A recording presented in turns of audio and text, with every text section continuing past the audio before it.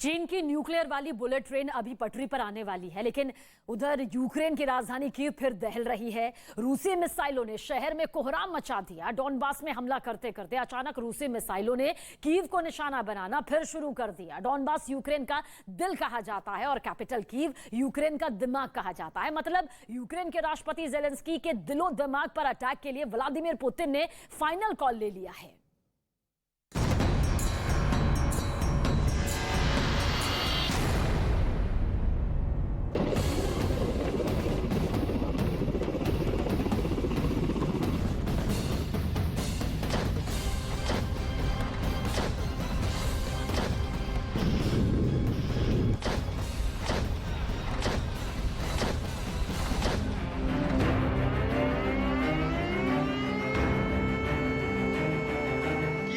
कब्जे के बिना यूक्रेन पर पुतिन के विजय की कहानी अधूरी है। लिहाजा महीने भर बाद कीव आज फिर दहल उठा।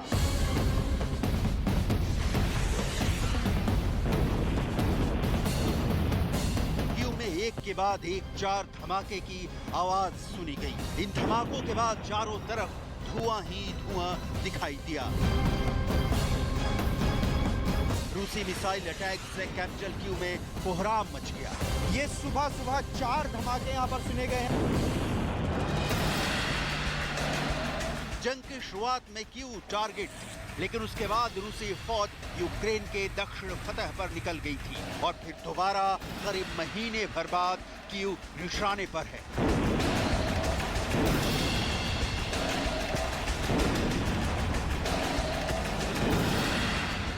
में फिर से एक बार कीव दहल उठा है। सुबह एयर स्ट्राइक यहाँ पर हुई है, रॉकेट देखे गए थे कीव के इस इलाके में। तो ये तस्वीर आप देख सकते हैं किस तरह से स्थिति यहाँ पर बनी है। बताया जा रहा है कि जो ये धमाके थे सुबह 9 बजे के आसपास इस इलाके में गिरे हैं। अभी ये पुष्टि नहीं हो पाई है कि ये रेजिडेंशियल इलाका है या फिर कमर्शियल इलाका है। आप तस्वीरों में देख सकते हैं खारकस्की इलाका ये कहा जाता है। और देखिए किस तरह से यहाँ पर अभी भी धुआं उठ रहा है। ये स्थिति यहाँ पर बनी हुई है।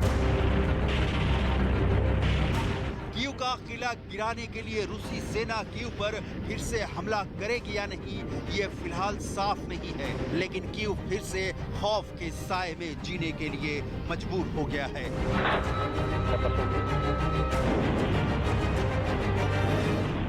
Агресор продовжує завдавати ракетних та авіаційних ударів по об'єктах військової та цивільної інфраструктури на території нашої держави, зокрема у Києві. На Волинському та Поліському напрямках зберігається загроза ракетних та авіаційних ударів з території Білорусі. До 11 червня 2022 року продовжено терміни проведення перевірки бойової готовності підрозділів Збройних сил Республіки Білорусь.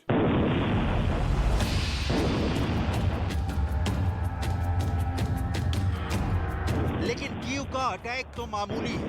उस अटैक के सामने जो यूक्रेन के पूर्वी इलाके डॉनबास में रूसी फौज कर रही है।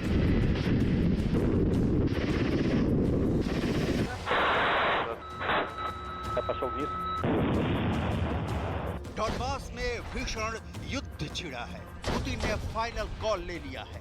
अब तक 20% यूक्रेन पर तो कब्जा हो ही चुका है। पूर्वी इलाके यानी डॉनबास पर रूस का कब्जा होते ही युद्ध वॉर बुक का सबसे बड़ा चैप्टर क्लोज हो जाएगा। लिहाजा रूसी सेना ने उत्तर और पूर्व से आगे बढ़ते हुए लुहांस्क में यूक्रेन नियंत्रित शहरों पर हमला किया है।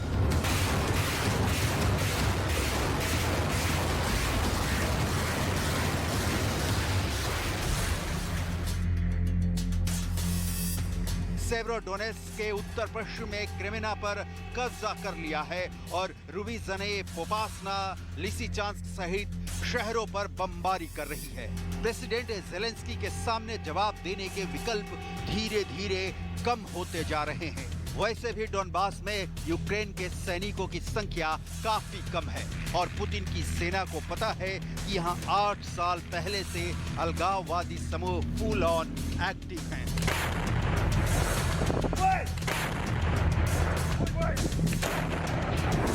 У цей день, 101-й день повномасштабної війни, на Донеччині у Святогірській лаврі згорів Всіхсвятський скит. Він загорівся внаслідок російського артилерійського обстрілу.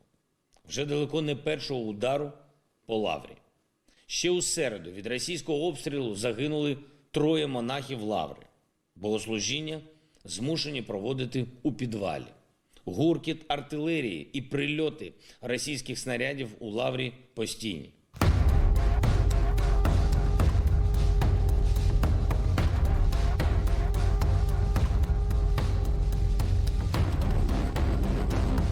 अब उस सवाल पर आते हैं कि पुतिन की नजर अब डॉनबास रीजन पर क्यों जम गई है। क्यों पुतिन चाहते हैं कि डॉनबास जल्दी से जल्दी रूस के कब्जे में हो। इसे समझने के लिए आपको डॉनबास रीजन की पूरी हिस्ट्री और जियोग्राफी समझनी होगी, क्योंकि कीव अगर यूक्रेन का दिमाग है तो डॉनबास यूक्रेन का दिल है। शायद यही वजह है कि रूसी सेना अब दिमाग यानी कीव और दिल यानी डॉनबास पर एक साथ अटैक कर रही है। असल में पुतिन की नजर डॉनबास पर है तो इसके पीछे बड़ी वजहें हैं। पहली वजह, डॉनबास औद्योगिक रूप से बहुत विकसित क्षेत्र है। दूसरी वजह, यूक्रेन की अर्थव्यवस्था में करीब 20% हिस्सेदारी डॉनबास क्षेत्र की है। तीसरी वजह, डॉनबास में कोयले का विशाल भंडार है। चौथी वजह, अनुमान है कि यहाँ 10 बिलियन टन कोयले का भंडार है। पांचवी वजह, पूरे यूरोप में चौथे नंबर का कोयला भंडार यही है।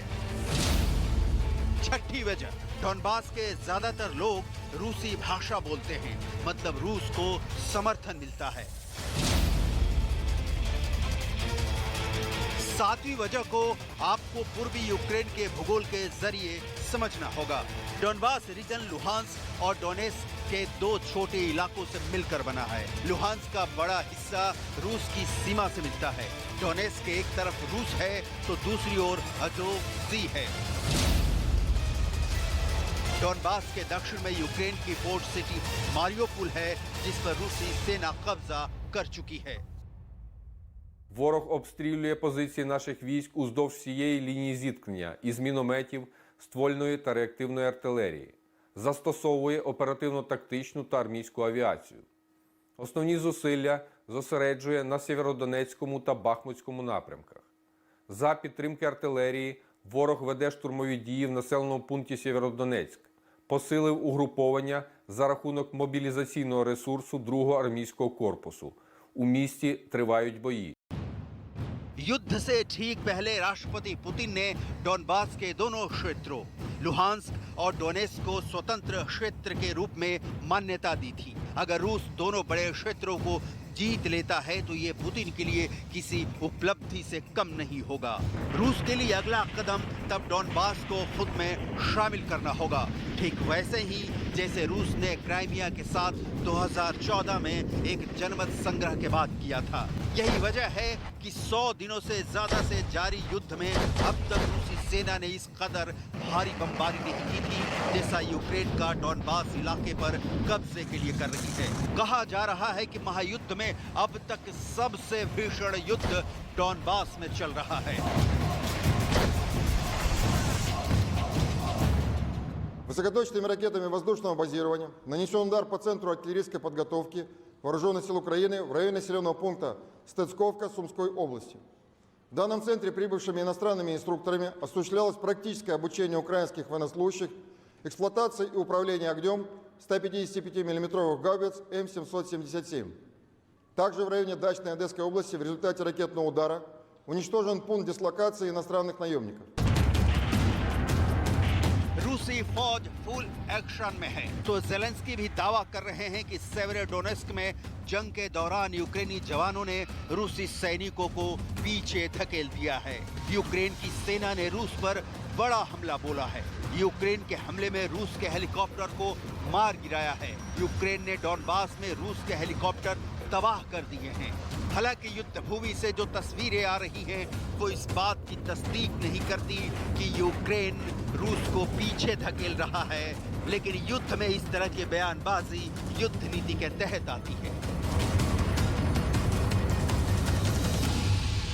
डोनबास का बहुत बड़ा क्षेत्र रूस की सीमा से लगा है। रूस की सेना ने यहां पर रेलवे नेटवर्क लाइन को काट दिया है ताकि यूक्रेनी सेना इसका फायदा ना उठा सके। दक्षिण पर कब्जे के बाद पूर्वी यूक्रेन में तेज हमले पुतिन की कैलकुलेटेड वॉर पॉलिसी का हिस्सा लगते हैं, क्योंकि डोनबास पर कब्जे के बाद अपने बंदरगाहों से हाथ धो चुके ज़ेलेंस्की अब अपने अहम औद्योगिक इलाकों से भी हाथ धो बैठेंगे। यानी आर्थिक रूप से यूक्रेन कमजोर पड़ जाएगा और कमजोर ज़ेलेंस्की को झुकाना पुतिन के लिए मुश्किल नहीं होगा।